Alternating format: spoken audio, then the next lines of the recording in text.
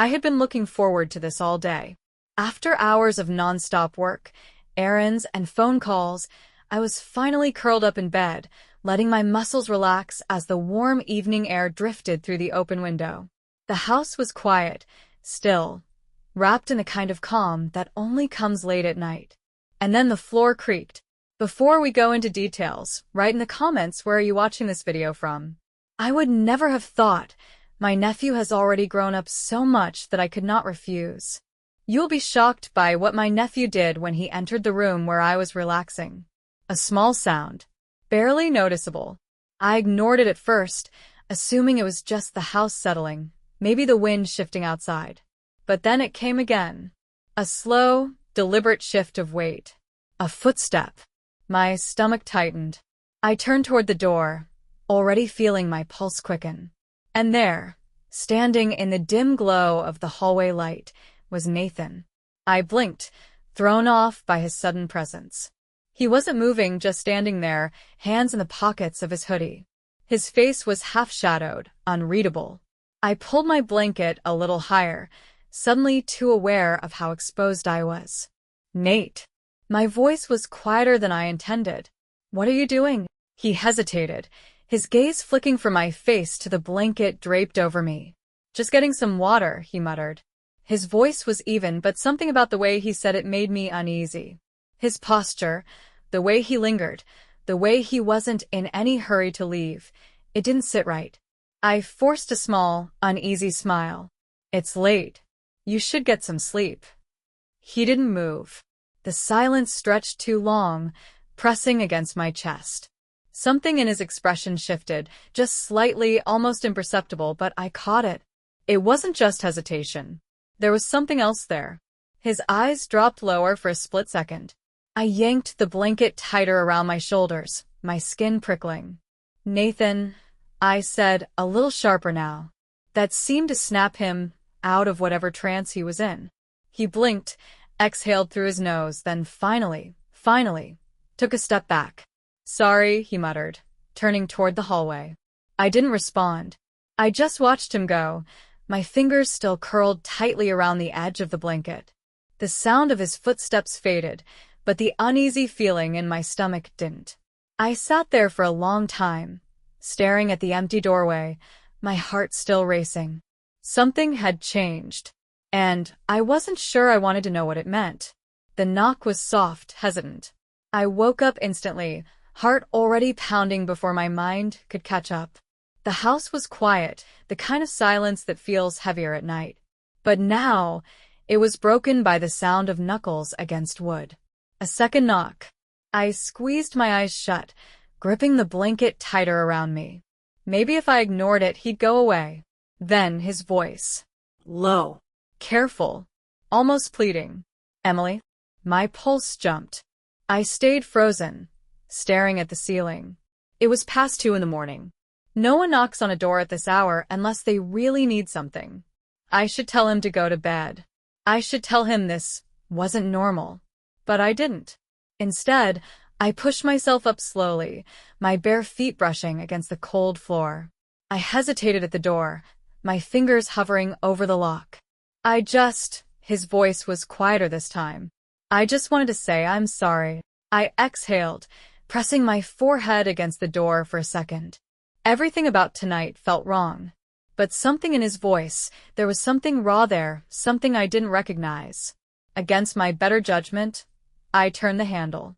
The door cracked open just enough for me to see him.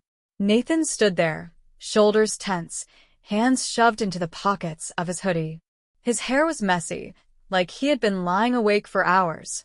His eyes met mine, and for a second, he looked almost unsure. "I didn't mean to freak you out earlier," he said, voice low. I wasn't thinking. I studied him, my grip still tight on the door.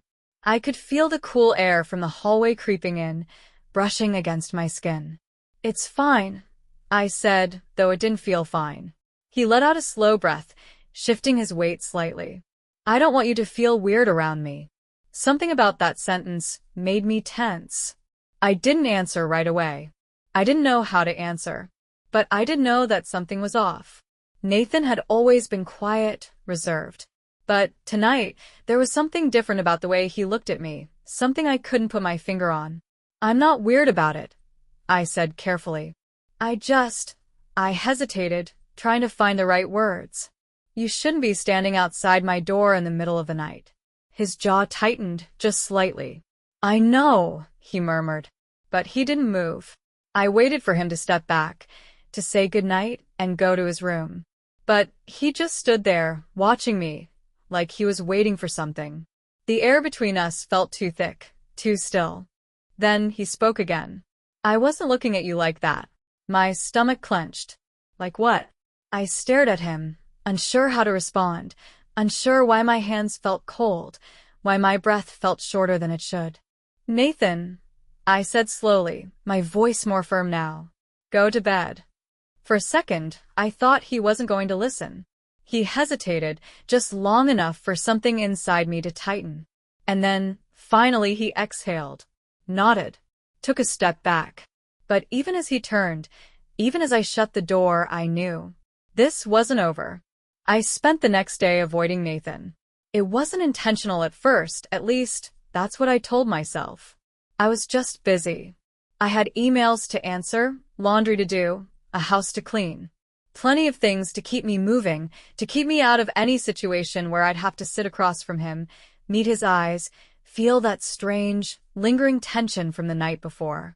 But by the time dinner rolled around, it was impossible to ignore. He was there, sitting at the table, his fork idly pushing food around his plate. Not eating, not talking, just watching. I felt his gaze before I even looked up. It was subtle, careful, but constant. I focused on my plate, keeping my head down, willing the moment to pass quickly. My pulse was faster than it should have been, my throat too dry. His mother had called earlier, chatting about work, about how Nathan was settling in. I had forced myself to sound normal, forced a smile into my voice, saying everything was fine. It's great having him here. A lie. Because now, sitting at this table, feeling his presence just a few feet away, it didn't feel fine at all. I finished eating quickly, murmuring something about being tired, barely giving him time to react before slipping away to my room. But even then, I couldn't escape it. I could hear him. Soft footsteps in the hallway when I turned off my bedroom light. The faint creak of the floorboards near my door. I lay there in the dark, tense, eyes staring at the ceiling, waiting for something I couldn't name. But nothing happened. Eventually, I drifted off into uneasy sleep. The next evening, the house was quiet. Nathan had been out most of the day. I hadn't asked where he went, hadn't wanted to know. The less I had to acknowledge, the better.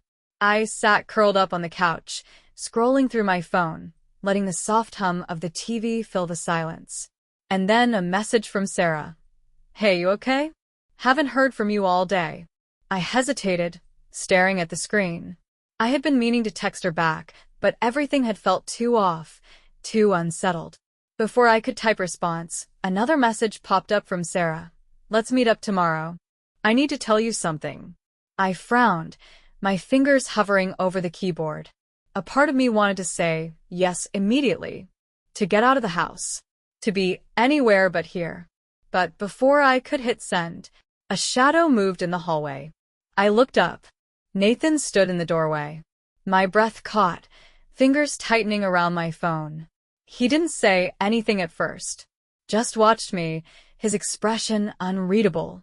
Then, finally, I can't stop thinking about it. A chill spread down my spine. I swallowed hard, forcing myself to stay still. Nathan, you need to go back to your room. He didn't move.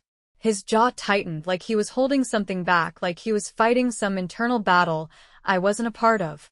I didn't mean to see you like that, he murmured. That night. I exhaled sharply, every muscle in my body tense. His eyes darkened, something flickering there, something that made my breath feel too shallow. His voice was quieter now. I can't get it out of my head. The room felt too small, the air between us too heavy. I gripped my phone like a lifeline. My heartbeat was loud in my ears, drowning out everything else. Nathan, I said, steady but firm. Go. 2. Bed. A long pause. Then, finally, his eyes flickered, just slightly, before he stepped back into the darkness of the hallway. I didn't breathe until I heard his door close. I looked down at my phone. My fingers shook as I typed back to Sarah. Yes. Let's meet. ASAP. I was already half awake when I heard it. The faintest rustle, the almost imperceptible shift of weight against the wooden floor. My eyes stayed closed for a moment, my mind sluggish, trapped between sleep and reality. But something in my body knew. A quiet, primal alarm. That creeping sensation of being watched. The air in my bedroom was still, yet charged with something unseen. The weight of it pressed down on me, coiling in my chest like a tightly wound spring. And then I felt it. The presence. Close. Too close. My breath caught in my throat as I forced my eyes open. Nathan. He was inside my room. Not at the door. Not in the hallway. Here. Standing only a few feet away from my bed. A shockwave of fear slammed through me, jolting me fully awake. My pulse skyrocketed, my stomach twisting into a sickening knot. What the hell? My voice was sharp, but it cracked slightly at the edges. What are you doing in here? Nathan didn't flinch, didn't apologize, didn't even move. He just stood there, staring. The dim glow from the street lamp outside cast half his face in shadow, but I could still see it, the tension in his jaw, the dark intensity in his eyes. I can't stop thinking about you, he said. The words knocked the breath out of me. I sat up abruptly, yanking the blanket higher around my chest, as if that flimsy barrier could somehow shield me from the wrongness of this moment. Get out. My voice was deadly quiet, controlled, but Nathan stayed rooted in place. I tried, he murmured. I really did, but I can't. I swallowed hard, trying to steady my breathing. You don't know what you're saying, I said, forcing my voice to stay level. You're not thinking clearly. Go back to your room. He exhaled, a long, shaky breath that sent another ripple of unease through me. Then he took a step forward. No. My body reacted before my brain did. I threw the blanket off and shot to my feet. The shift in power was immediate. I wasn't cowering anymore. I was standing my ground. Nathan stopped mid-step, like he hadn't expected me to move. Like some part of him still thought I'd sit there, frozen, helpless. He was wrong. You need to leave, I said firmly, my heartbeat hammering in my ears. Right now. His hands clenched at his sides. His breathing was uneven now, the controlled facade cracking at the edges. I don't care if it's wrong, he said suddenly, his voice almost desperate. I've never felt like this before. My stomach dropped. There it was. The confession I had been dreading. The unspoken tension finally dragged into the light. It wasn't just a mistake. It wasn't just a misunderstanding. Nathan meant it, and I had to shut this down now. This is over, I said, voice like steel. You're leaving this room, and you're never coming near me like this again. Do you understand? Silence. He stared at me, chest rising and falling too fast, jaw clenched, so tight, I thought he might break. And then a sound from downstairs. Both of us froze. A faint thud, a shuffle. Not the house settling. Not the wind. Someone was in the house. My adrenaline spiked in a whole new way. I grabbed my phone off the nightstand, my thumb hovering over the screen. Nathan was still standing there, his whole body tense, like he was trying to decide what to do. And then another sound. Closer. Nathan's head snapped toward the door. For the first time that night, the intensity in his eyes wasn't focused on me. It was something else. A different kind of tension. The wrongness of what was happening between us hadn't fully sunk in before, but now it hit me like a freight train. I had been so focused on keeping control of the situation that I had missed the real danger. I wasn't just trapped in a room with Nathan. I was trapped in a house with someone else. And I had no idea what they wanted. I woke up exhausted. Sleep had been a distant, unreachable thing. Every time I closed my eyes, I'd hear something. A creak, a shift, the phantom weight of a presence that wasn't there. Or maybe it was. I didn't know anymore. What I did know was that this couldn't continue. I needed to talk to Nathan's mother. I had gone over it 1,000 times in my head. I would keep it simple, straightforward. I'd tell her that something was off, that I was uncomfortable. I didn't need to go into detail, didn't need to spell out the heavy, suffocating tension that had taken over my own home. Just enough to get him out. But before I made that call, I needed to see Sarah. The cafe was bright and loud, the clatter of dishes and low hum of conversation filling the air. It was almost jarring being in a space that felt normal when my life felt anything but. Sarah waved me over to a small table near the window, already sipping on an iced coffee. Her eyes flicked over me as I sat down. "Geez, you look like hell." "Thanks," I muttered, rubbing my temples. She smirked. "Trouble in paradise?" I let out a sharp breath. "It's Nathan." Her smirk faltered. "What about him?" I hesitated, feeling stupid already. How was I supposed to explain this? Sarah was my best friend, but she was also the type who rolled her eyes at drama, who shrugged things off as not that deep. And this was deep. I swallowed hard. He's been acting weird. At first, I thought it was just awkwardness, but I exhaled, forcing myself to look her in the eye. I woke up last night, and he was in my room. That got her attention. Sarah frowned, her iced coffee pausing midair. Wait, what? Standing over my bed, I said, my voice lower now, like saying it too loud would make it more real. He wasn't sleepwalking. He wasn't confused. He meant to be there. She blinked, processing. That's creepy. I nodded, relieved for 1 second before she leaned back and sighed. He's 19, she said, waving a dismissive hand. It's not that deep. The relief vanished. What? She rolled her eyes. You're acting like he's some obsessed stalker. He's just a kid with a crush. He's probably awkward and hormonal and doesn't know how to act around you. My stomach twisted. He said he couldn't stop thinking about me, Sarah. She laughed. An actual laugh. Jesus. That's not exactly a crime. I felt my hands tighten into fists under the table. He's watching me, I said slowly. He's following me around the house. He's not just awkward, I stopped, shaking my head. I don't feel safe. Sarah's amusement faded a little. Not completely, but enough that I saw hesitation creep in. Okay, she said. If you really think it's a problem, just talk to his mom. Get him out of the house for a bit. It's probably just some stupid admiration thing. He doesn't actually think anything's gonna happen. Her words made my skin crawl. Because she was wrong. Nathan did think something was going to happen. And that terrified me. I pulled into my driveway just as the sun started to dip below the horizon, exhaustion weighing heavy in my limbs. The conversation with Sarah had left me frustrated, drained. I needed to call his mom. Now. But as I reached for my phone, a shadow moved near the porch. I froze. Nathan was standing there, waiting. The panic hit me so hard my breath stuttered.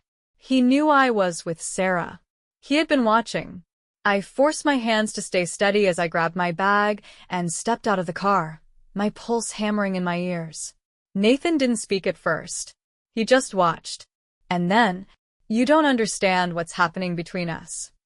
His voice was a whisper, but it might as well have been a gunshot. I felt my body go rigid, every instinct screaming at me. Nathan, I said, my voice sharp, controlled. Go inside. He didn't move, didn't blink.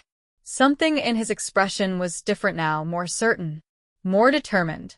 My heart slammed against my ribs. This wasn't over. Nathan stood there, still as stone, his eyes locked onto mine. I gripped my bag tighter, every muscle in my body telling me to turn around, get back in the car, and leave. But I couldn't. This was my house, my space. And I refused to let him make me feel like a guest in my own life. The air between us was thick, suffocating.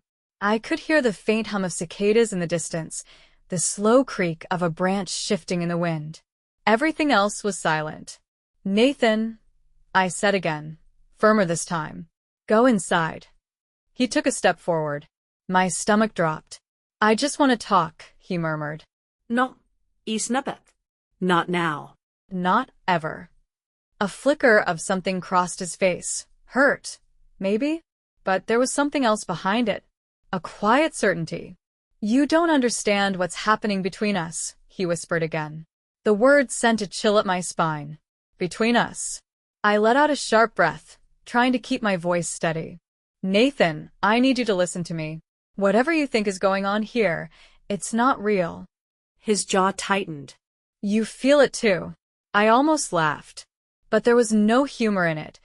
Only shock, fear, disbelief. "No, I don't," I said, stepping back toward the car. "I never have.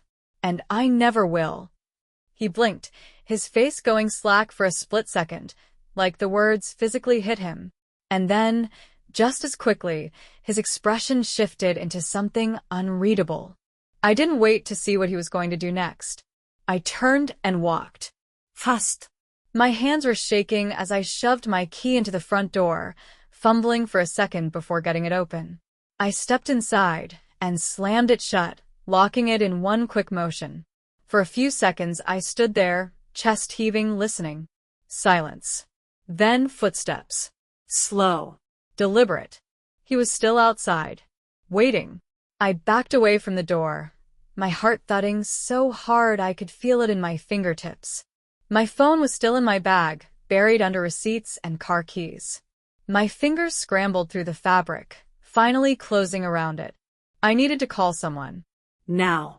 But before I could even unlock the screen, bang! I jumped, sucking in a sharp breath. Not the door. A window. From the living room. The blinds were half closed, but I could still see it. Nathan's silhouette, standing just beyond the glass, his hands pressed against it. I felt my stomach twist into knots, bile rising in my throat. This wasn't just a crush. This wasn't just confusion. Nathan was obsessed. I had to get out of here. I spun around, my mind racing. Back door. Garage. Somewhere. But as I turned, my phone buzzed in my hand. Sarah. A flood of relief surged through me as I answered, my voice shaking. "Sarah." "Hey, sorry, I left my wallet at the cafe." "Sarah, listen to me." I cut in, my voice sharp, frantic. "I need you to come get me." Now. A pause. "Wait, what?" "Emily, what's?" "Nathan is outside my house. He's watching me." Sarah went quiet for a beat. And then, lock everything. "I'm on my way." The call ended. I gripped the phone tight, forcing my breathing to steady. 5 minutes. I just had to hold out for 5 minutes. I turned back toward the window. Nathan was gone.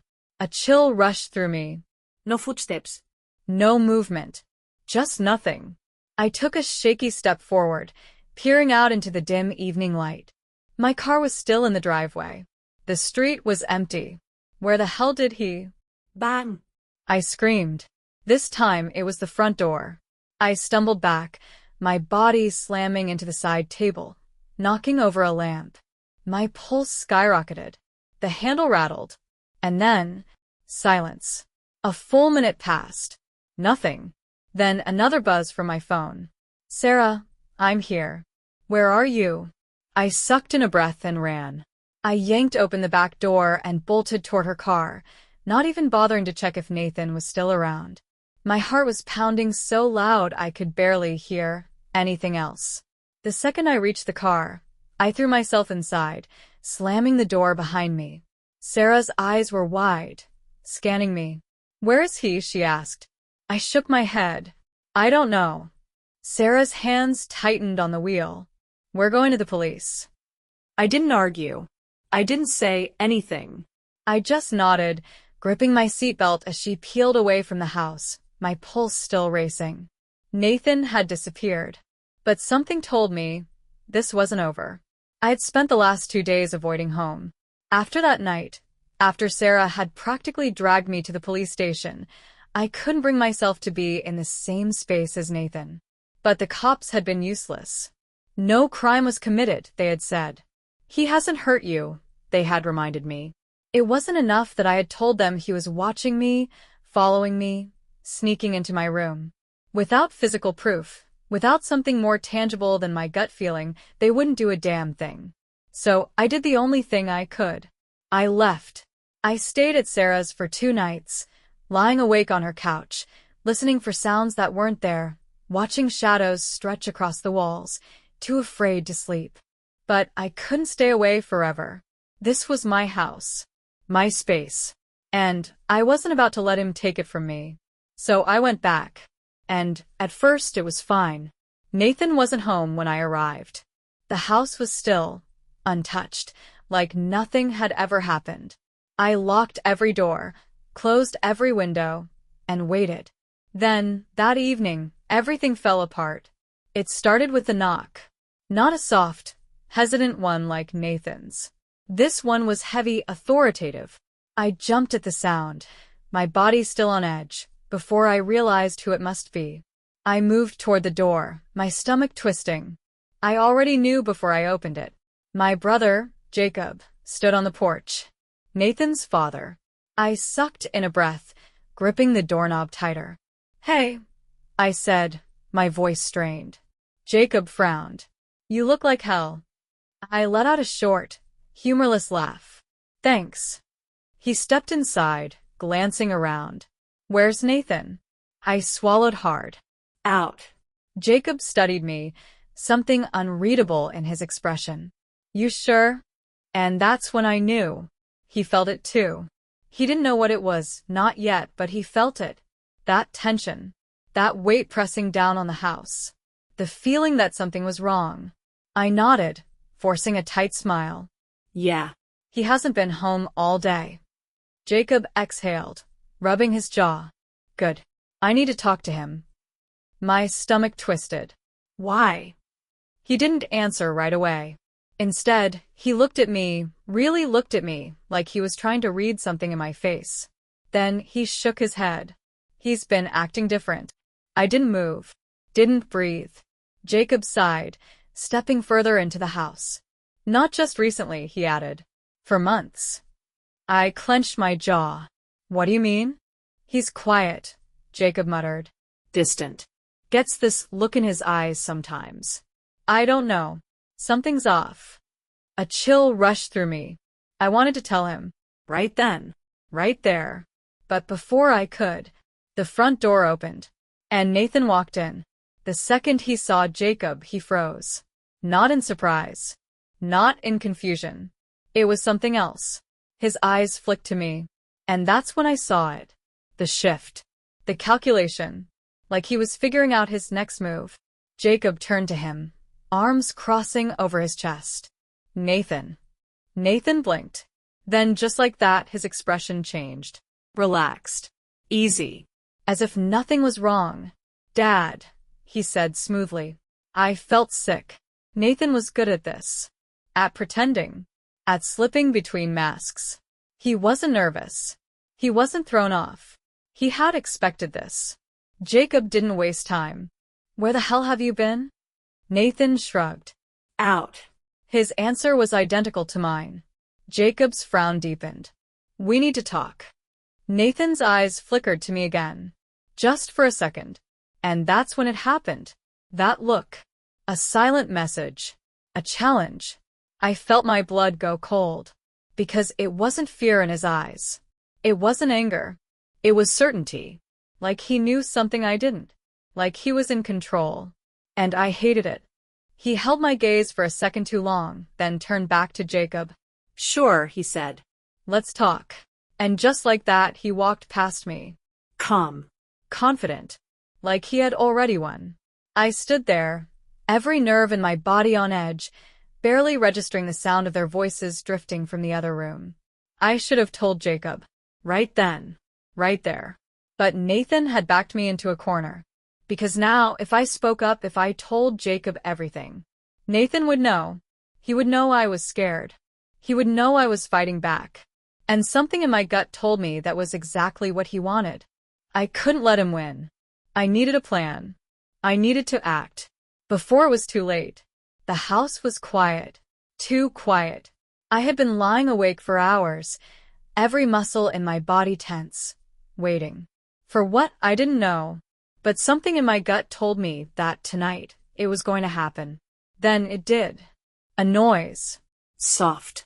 Just a shuffle at first. Then, a faint creak.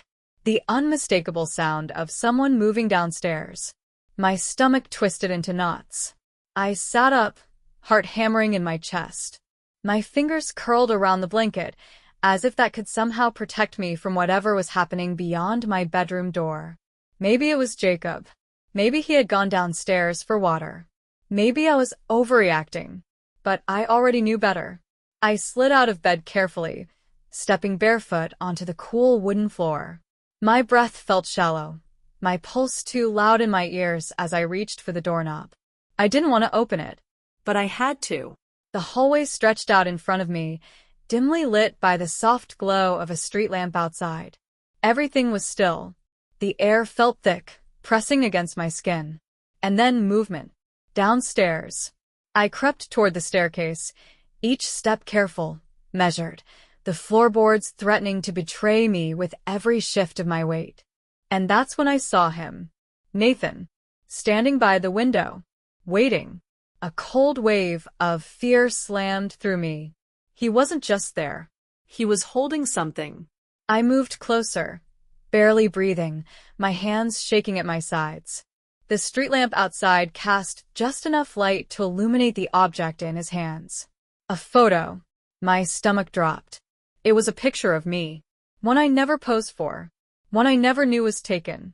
I sucked in a sharp breath, my mind racing, panic rising in my throat. Nathan turned his head slowly, his gaze locking onto mine. "I told you," he murmured, his voice barely above a whisper.